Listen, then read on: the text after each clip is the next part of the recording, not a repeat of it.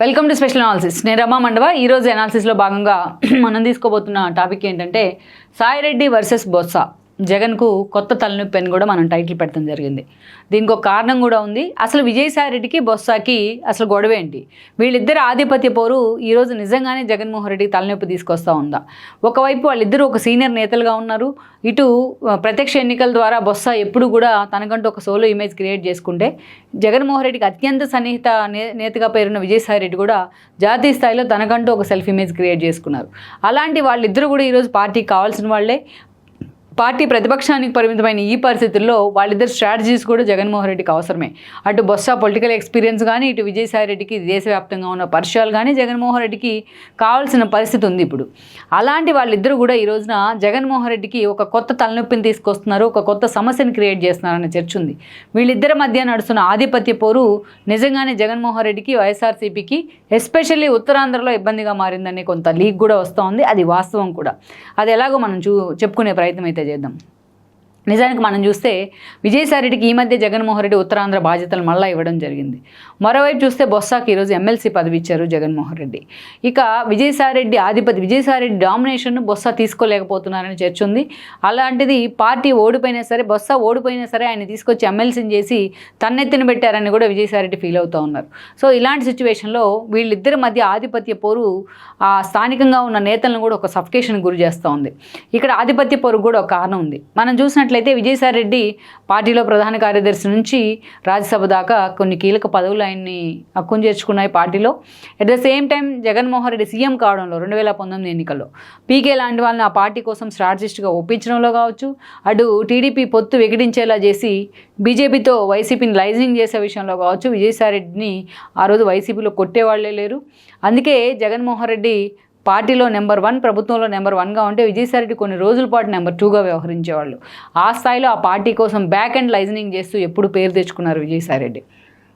2019 జగన్మోహన్ రెడ్డి అంత బ్రహ్మాండమైన గెలుపులో విజయసాయిరెడ్డి పాత్ర ఉందనేది ఎవరూ కాదనలేని వాస్తవం. అది జగన్మోహన్ రెడ్డికి కూడా తెలుసు. అయితే 2019 తర్వాత విజయసాయిరెడ్డి జగన్మోహన్ రెడ్డి దగ్గరే ఉందాం అనుకున్నారు. అటు రాజ్యసభని బ్యాలెన్స్ చేసుకుందాం అనుకున్న క్షణంలో భారతీ లాంటి వాళ్ళ ఇన్వాల్వ్మెంట్ ఎక్కువైంది. విజయసాయిరెడ్డికి ఉత్తరాంధ్ర బాధ్యతలు ఇచ్చి ఆయన్ని 3 రాజధానుల నిర్ణయం తర్వాత ఉత్తరాంధ్రకు పంపించారు. పాపం ఎగ్జిక్యూటివ్ క్యాపిటల్ పేరుతో వైజాగ్ పంపించారు. ఎట్ ద సేమ్ టైం భారతీయ ఇన్వాల్వ్మెంట్తో సజ్జలను తీసుకొచ్చి ప్రధాన సలహాదారుగా పెట్టుకున్నారు. ఇక విజయసాయిరెడ్డి ఎప్పుడైతే ఉత్తరాంధ్రలో ప్లాంట్ అయ్యారో అక్కడ పార్టీని ఏదో ఒక రూపంలో లైమ్ లైట్ పెట్టే ప్రయత్నం జరుగుతున్న క్రమంలో ఎంవీవీ లాంటి వాళ్ళతో ఆయనకి విభేదాలు వచ్చాయి. రియల్ ఎస్టేట్ విషయంలో కావచ్చు, ఇక శరత్ చంద్రారెడ్డి లాంటి వాళ్ళ అరెస్టులతో, తన అల్లుడు వరుస అయిన శరత్ లిక్కర్ మాఫియా వ్యవహారంలో అరెస్ట్ కావచ్చు, ఎంవీవీతో ఉన్న విభేదాలు కావచ్చు, ఇలాంటివన్నీ కూడా ఆయన మీద ఒక బ్లాక్ మార్క్ పడుతూ వచ్చింది పార్టీ వైపు నుంచి కూడా. తారక రత్న మరణం సమయంలో ఆయన టీడీపీతో అసోసియేట్ అయిన తీరు కావచ్చు, టీడీపీ నేతలతో, ఇవన్నీ కూడా జగన్మోహన్ రెడ్డి, విజయసాయిరెడ్డి దూరం కావడానికి కారణమయ్యాయి. ఆ దూరాన్ని కూడా సజ్జల లాంటి వాళ్ళు, భారతీ లాంటి వాళ్ళు మరింత పెంచే ప్రయత్నం చేశారు. అయితే ఇదే సమయంలో విజయసాయిరెడ్డికి కొంతమంది నేతలతో, తన మాట వినే నేతలను పక్కన పెడితే మిగతా నేతలతో కొంత ఆధిపత్య పోరు ఉండేది. ఎస్పెషల్లీ ఎంవీవీ లాంటి వాళ్ళు కావచ్చు, లైక్ బొత్స లాంటి వాళ్ళు కావచ్చు. ఇక్కడ ఒక ట్విస్ట్ ఏంటంటే విజయసాయిరెడ్డి వైసీపీలో ఎంత గొప్పోడైనా కావచ్చు, జగన్మోహన్ రెడ్డికి ఎంత క్లోజ్ అసోసియేట్ అయినా కావచ్చు, జాతీయ స్థాయిలో మోడీ, అమిత్ షాలతో ఆయనకు ఒక క్లోజ్ పరిచయాలు ఉండొచ్చు. కానీ వేరే ఉత్తరాంధ్రకు వస్తే బొత్స, విజయసాయిరెడ్డి ఒకే వేదిక మీద నుంచుంటే బొత్సకు వచ్చే అప్రిషియేషన్ వేరు. ఎందుకంటే కాంగ్రెస్లో ఒక సుదీర్ఘ కాలం పలు కీలక పదవుల్లో బొత్స పనిచేశారు. ఉమ్మడి రాష్ట్రానికి చివరి పీసీసీ చీఫ్గా కూడా బొత్స పనిచేశారు. కిరణ్ కుమార్ రెడ్డి ముఖ్యమంత్రి పదవికి రిజైన్ చేస్తే ఆ పదవికి బొత్సకి ఇస్తారనే ప్రచారం కూడా జరిగింది. అప్పట్లో ఒక ముఖ్యమంత్రి రేసులో కూడా ఉన్న నేతగా కూడా బొత్స పేరుంది. కేవలం విజయనగరం జిల్లాని రిప్రజెంట్ చేయటమే కాదు, మిగతా ఉత్తరాంధ్ర జిల్లాల్లో కూడా అత్యంత కీలక నేతగా ఎదుగుతూ వచ్చారు ఆయన. పార్టీ ఏదైనా అటు పార్టీ వైపు నుంచి, ప్రభుత్వం వైపు నుంచి చక్రం తిప్పడంలో ఎప్పుడు కూడా బొత్స ముందుంటూనే వచ్చారు. అందుకే జనంలోంచి ఆయనకు ఆ అప్లాజ్ ఉంది. ఈవెన్ బొత్స పార్టీ ఏ పార్టీలో ఉన్నా తన ఫ్యామిలీలో అటు భార్యకు కావచ్చు, ఇటు తమ్ముడికి కావచ్చు, తన మేనల్లుడికి కావచ్చు, కీలక పదవులు ఇప్పించుకోవడంలో కూడా బొత్సది తిరుగులేని ట్రాక్ రికార్డ్ అనుకోవచ్చు. అలాగా జగన్మోహన్ రెడ్డి పార్టీ కోసం 2 అడుగులు వెనక్కి తగ్గుతున్నాను అని చెప్పి కూడా ఆయన పార్టీలో చేరారు. దెన్ మనం చూసినట్లయితే 19లో ఎమ్మెల్యేగా గెలిస్తే ఆయనకి మంత్రి పదవి కూడా ఇచ్చారు. మెజారిటీ మంత్రి పదవులు తీసి పక్కన పెట్టినా బొత్సాన్ని మాత్రం కదిలించే ప్రయత్నం చేయాలి. బట్ పాపం ఆయన తీసుకొచ్చి ఆదిమూలం దగ్గర ఉన్న విద్యాశాఖని ఇచ్చారు కానీ కదిలించే ప్రయత్నం చేయాలి. అలాంటిది సజ్జల రామకృష్ణారెడ్డితోనే ఆయనకి విభేదాలు ఉన్నాయి.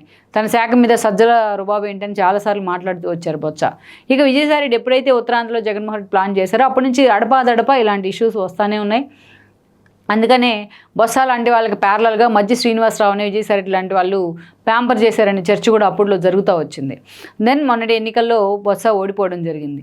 బొత్స ఓడిపోయినారు. బట్ ఆయనకు పార్టీ ఖాతాలో వచ్చిన ఏకైక ఎమ్మెల్సీని చాలామంది నేతలు రేస్లో ఉన్నా ఆయనకి ఇవ్వడం జరిగింది. ఎందుకంటే మొన్నటి ఎన్నికల్లో బొత్స ఎంత కన్విన్స్ చేసినా జగన్మోహన్ రెడ్డి తన కొడుకు టికెట్ ఇవ్వాలని కన్విన్స్ చేసినా జగన్మోహన్ రెడ్డి మాత్రం ఆయన మీద ఫోకస్ పెట్టాల, సందీప్ మీద. కేవలం బొత్సకే టికెట్ ఇచ్చారు. At the same time Botsa భార్య ఝాన్సీని తీసుకొచ్చి ఎంవీవీ ప్లేస్లో వైజాగ్ ఎంపీగా నిలబెట్టే ప్రయత్నం చేశారు. అటు ఇటు రెండు పాపం ఆయన వర్క్ చేసుకోలేక 2 సీట్లు కూడా కోల్పోయినారు. అది కూడా టీడీపీ కూటమి వేవ్లో. దెన్ అందుకే బొత్సకి న్యాయం చేసే క్రమంలో బొత్స లాంటి ఒక నేత ఉండాలి అని జగన్మోహన్ రెడ్డి అనుకున్నారో, లేకపోతే షర్మిలతో బొత్సకి సత్సంబంధాలు ఉన్నాయి, ఎక్కడ ఆయన విడిచిపెట్టి కాంగ్రెస్కి వెళ్ళిపోతారో తననే భయంతో ఎమ్మెల్సీ ఇచ్చి ఆయన హోల్డ్ చేశారనే చర్చ ఉంది. ఈ రోజున బొత్స ఒక్కడే ఆ పార్టీ తరపున వాయిస్గా మారారు. నిజంగానే ఆయన జగన్మోహన్ రెడ్డి పదవి ఇవ్వడంతో నిజంగానే పార్టీలో హోల్డ్ అవ్వాల్సిన పరిస్థితి వచ్చింది.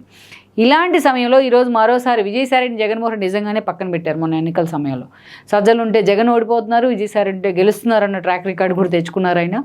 అలాంటి విజయసాయిరెడ్డిని ఇప్పుడు మరోసారి దగ్గరికి తీసే ప్రయత్నం. ఆల్రెడీ రాజ్యసభను ఎప్పుడో రెన్యువల్ చేస్తున్నారు. ఈరోజు చూస్తే విజయసాయిరెడ్డికి మరోసారి ఉత్తరాంధ్ర బాధ్యతలు ఇచ్చారు జగన్మోహన్ రెడ్డి. ఒక దశలో ఆ బాధ్యతల నుంచి తొలగించారు కూడా. తన బాబాయ్ సుబ్బారెడ్డికి ఆ బాధ్యతలు ఇచ్చారు. 8 యుగాల బాధ్యతలు ఇచ్చి ఆ బాధ్యతల నుంచి కూడా విజయసాయిరెడ్డిని పక్కన పెట్టారు. చాలా రోజులుగా పాపం ఆయన ఒక హ్యూమిలేషన్ గురి చేశాడు జగన్మోహన్ రెడ్డి.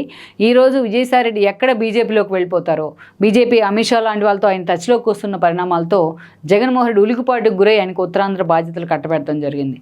సో ఈ రోజున చూస్తే ఉత్తరాంధ్ర ఇన్ఛార్జిగా, వైసీపీ ఇన్ఛార్జిగా విజయసాయిరెడ్డి ఉన్నారు. ఎమ్మెల్సీగా త్వరలోనే ఇక ఆయన ప్రతిపక్ష ఎమ్మెల్సీలు పెద్దల సభలో ప్రతిపక్ష నేతగా పదవి కూడా ఆయనకి రాబోతుంది అనేది ఒక లీక్. ఈరోజు లేళ్ళ అప్పిరెడ్డికి ఆ పదవి ఉంది యాక్చువల్గా. సో అలాంటి నేతలు ఇద్దరి మధ్య ఈగోస్, ఆధిపత్య పోరు ఎప్పటి నుంచో ఉన్నాయి. బట్ పార్టీ ప్రతిపక్షంలో ఉన్నప్పుడు ఇంకా ఎక్కువగా ఉంటాయి, ఇంకా ఎక్కువగా ఎక్స్పోజ్ అవుతూ ఉంటాయి. అందుకే ఈరోజు విజయసాయిరెడ్డికి ఆ పదవి ఇవ్వడాన్ని బొత్స వ్యతిరేకిస్తున్నారనే ప్రచారం ఉంది. బొత్సకి ఎమ్మెల్సీ ఇవ్వడాన్ని విజయసాయిరెడ్డి వ్యతిరేకిస్తున్న ప్రచారం ఉంది. విజయసాయిరెడ్డి ఎంటర్ అయితే ఉత్తరాంధ్రలోకి ఎట్లా తమని ఎప్పుడు కూడా డామినేట్ చేస్తుంటారనేది అయితే వాళ్ళ చర్చ అయితే, బొత్స లాంటి వాళ్ళ ముందు తను వెలవెళ్ళబోతాననేది విజయసాయిరెడ్డి ఒక అనుమానం అనుకోవాలి. సో వాళ్ళిద్దరి మధ్య ఈ రోజున ఒక కనిపించని ఒక ఆధిపత్య పోరుకు వైఎస్ఆర్సీపీ వేదిక అవుతూ ఉంది. మరి జగన్మోహన్ రెడ్డి పదవుల విషయంలో ఉన్నంత కన్సర్న్ మరి వీళ్ళిద్దరి ఈగోస్ విషయంలో, వీళ్ళిద్దరి ఇష్యూస్ విషయంలో ఎంతవరకు కూడా ఆయన సార్ట్అవుట్ చేసే అవకాశం ఉందన్నది ఇంకొద్ది రోజుల్లో క్లారిటీ వచ్చే అవకాశం ఉంటుంది. ఈ వీడియో మీకు నచ్చినట్లయితే please share, like and subscribe R24 Telugu.